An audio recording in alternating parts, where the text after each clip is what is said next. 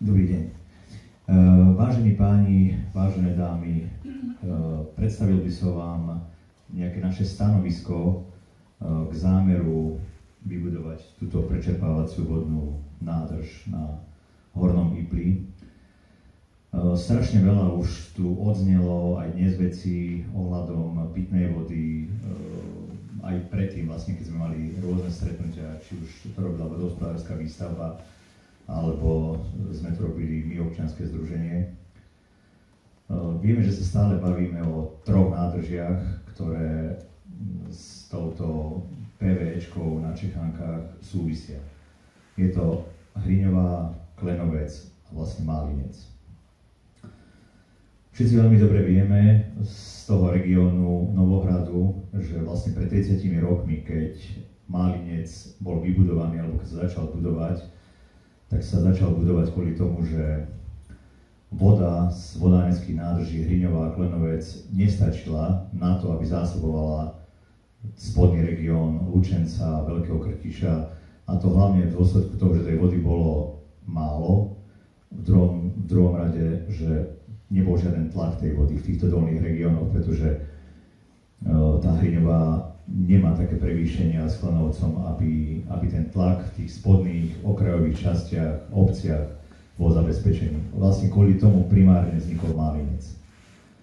Minister Taraba niekoľkokrát verejne zdôraznil to, že Málinec alebo vodná nádrž Málinec vznikla kvôli tomu, aby slúžila do budúcnosti k prečerpávacej vodnej elektrárni. Všetci vieme veľmi dobre, že to nie je pravda. Vždy Málinec slúžil na to, aby bol zdrojom pitnej vody pre región Novohradu. Polemizovať o tom, o všetkých tých informáciách, ktoré dostávame, je ťažko. Vodohospodárska výstavba raz nám podkladá nejaké informácie, potom dostávame ďalšie informácie. Vieme, že Hriňová a Klenovec sú nádrže, ktoré sú už zastaralé, ktoré dávno neboli rekonštruované, neboli vyčistené. Bavíme sa o tom, že na Malinci, na Malineckej vodnej nádrži je sypaná hrádza. Vieme veľmi dobre a zistili sme si vlastne z tých údajov, že v prípade prečerpávacej vodnej nádrže pokles vodnej hladiny za 24 hodín pri sypanej vodnej hrádzi, kde vlastne v strede hrádze je hlinené tesnenie a potom je tá nasypaná hrádza zo skál a z rôznej sutiny. Pokles vodnej hladiny za 24 hodín môže byť od 10 do 15 cm. Pokles alebo vzostup. Pokiaľ budeme prečerpávať 8 miliónov kubíkov vody za každých 24 hodín, a to je jedno, či by to bolo každý deň, alebo by to bolo obdeň, ale bolo by to týždeň, neviem, 2-3 krát, 4 krát, tak by ten pokles vodnej hladiny v tej vodnej nádrži Málinec bol rádovo za 24 hodín 6,5 metra. To znamená, pri 6,5 metrovom poklese, následne vzostupu vodnej hladiny, znovu poklese vzostupu, tak samozrejme tá sypaná hrádza by sa zosypala, začala by povoľovať, v tom stredovom tesnení by začali vznikať priesaky a tá nádrž by sa postupne vlastne stratila, ten múr by padol. Hej. K rekonštrukcii Málinca by muselo prísť. Keď prišlo k rekonštrukcii Málinca, tak pravdepodobne najskôr by musela byť postavená nádrž na Čechánkach, museli by prečerpať z Málinca vodu na Čechánky, pretože tú nádrž, keby vypustili a začali by ju rekonštruovať, tak by ju potom napúšťali možno 2-3 roky z toho Ipla. Čiže najskôr by museli vyčerpať vodu na Čechánky, začať rekonštruovať Málinec. To by trvalo nejaké roky, vieme, ako dlho sa rekonštruovala Ružina. Na Hrachovo z Klenovca potrubie, ktoré je, tak nie je dokončené. Čiže v podstate ten Novohrad by znovu musel brať vodu z Hriňovej. No a Hriňová, vieme, v akom je stave, aj Klenovec, čo sa týka tej hlavnej rozvodnej siete. Takže je pravdepodobné, že jedna z tých dvoch nádrží, Hriňová a Klenovec, by asi musela vypadnúť zase tiež na nejakú dobu a ostala by jedna vodná nádrž. To už bude potom otázka na asi vodohospodárskú výstavbu, akým spôsobom dokáže jedna nádrž, keby tie dve vypadli, dokáže zásobovať rádovo 200 000 obyvateľov. To sa nejedná o Novohrad len, ale to sa jedná aj o časť na Zvolen, na Detvu a tak ďalej. Všetci vieme, čo je Zreňovo zásobované. Takže to hovorím, tých otázok je strašne veľa a odpovedí žiadne.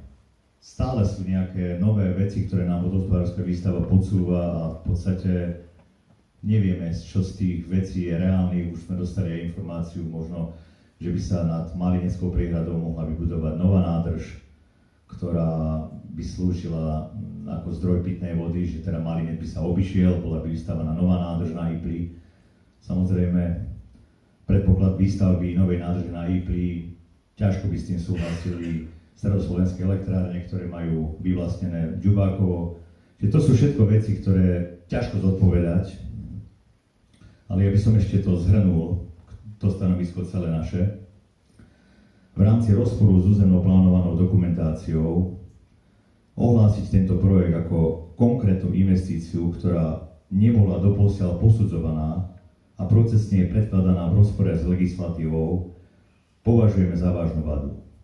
Nie je možné investičné zámery takto predkladať občanom, inštitúciám, samosprávam a podnikateľským subjektom, pretože takáto investícia sa dotýka veľmi širokého okruhu dotknutých subjektov. Dotknuté subjekty podľa európskej a slovenskej legislatívy pritom nie sú len majitelia pozemkov, na ktorých by sa mala táto mega investícia realizovať. Táto predmetná idea prečerpávačky vôbec nie je predkladaná komplexne s informáciami vo vzťahu k hospodárstvu.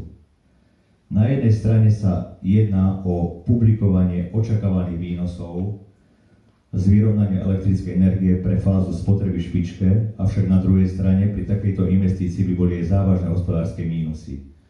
Jedná sa o viacero faktorov, v prvom rade priame investičné náklady. Tie priame investičné náklady sa hovoria, boli tu 2,4 miliardy, teraz sa hovorí o 1,8 miliarda, potom sa hovorí možno až o 3 miliardách, čiže v podstate nikto nevie, aké tie priame investičné náklady by boli.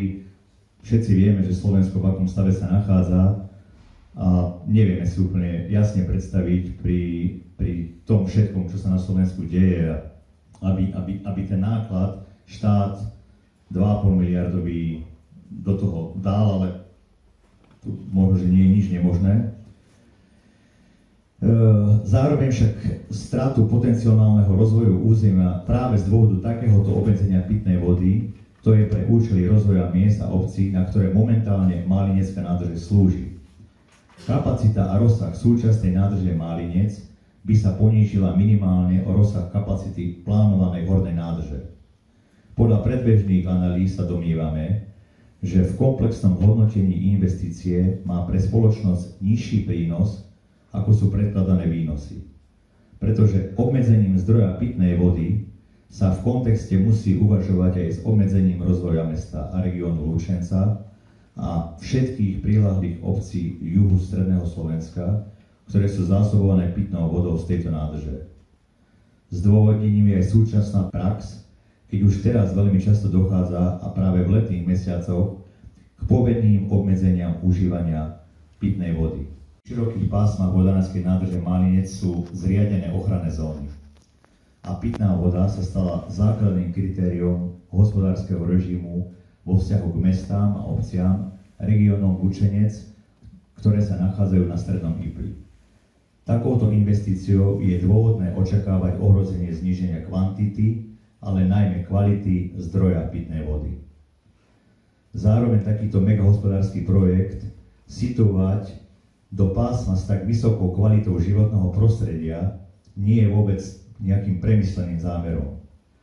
Už v 90. rokoch niektorí pražskí akademici oznamovali, že stred slovenského Rudohoria, nachádzajúci sa medzi jeho západnou časťou, ktorú prezentuje masív Poľany, a východnou časťou Rudohoria, ktorú prezentuje masív Moravskej planiny, má najvyššiu biodiverzitu zo všetkých pohorí v Európe.